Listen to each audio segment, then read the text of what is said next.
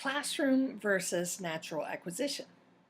Which of the following refers to the natural learning of a language, first or second, and which refers to teaching or learning that happens in a classroom? Learner errors are rarely corrected.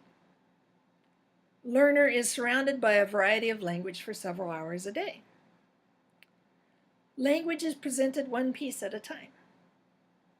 Learners interact with only one native speaker.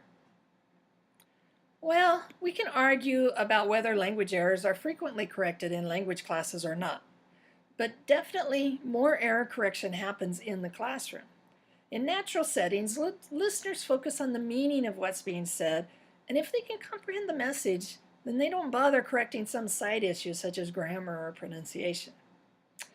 When we learn our first language, we hear language and read language all day long, and think about the wide variety of language input.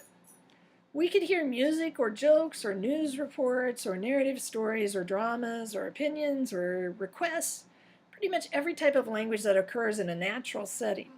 Once we start school, we will be introduced to academic language. Unfortunately, in the language classroom, we tend to focus on a very limited range of language. The third sentence I said, I'm sure you could figure out that only in the classroom is language presented one piece at a time with an attempt at teaching it step by step. In authentic language settings, speakers will modify or simplify what they're saying so that it becomes comprehensible input, but otherwise the whole language is presented at once. There is ample evidence that the more sophisticated the language that is used with the learner, the more sophisticated that learner's language will become. And the fourth one I said, of course, only in the language classroom will students interact with only one native speaker. In authentic settings, learners hear and interact with several native speakers so they can become accustomed to a wider variety of pronunciation and vocabulary, as well as registers. It seems clear that most language classrooms don't come close to mimicking a natural language learning setting. This is one of the reasons that the communicative approach was developed. It seeks to construct a more authentic setting inside the language classroom. What are some of the characteristics of a more authentic classroom environment? Let's list some of them. Input is modified so that it's comprehensible to the listener/reader.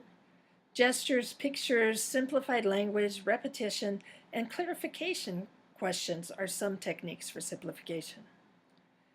Error correction focuses on issues that impact communication, or at the very least, there is time set aside for fluency practice and accuracy practice. Teachers find ways of increasing the amount of time spent listening and speaking in the target language. This occurs through activities, tasks, and projects. Students spend a lot of time in their pair and group work communicating together. While student-student interaction will not increase time with native speakers, it will allow a greater amount of language practice and interaction. And students don't tend to pick up language errors from each other. So the imperfect language examples are not a concern. Teachers shouldn't be worried about that. Instructors bring in authentic materials such as news stories, jokes, advertisements, job announcements, and other types of language. Learners are allowed to spend time in a comprehension stage at first, although higher levels are encouraged to produce the target language. So in summary, we started by considering some of the differences between the language classes and natural language acquisition settings. Then we listed some of the ways that communicative classes can imitate authentic learning environments.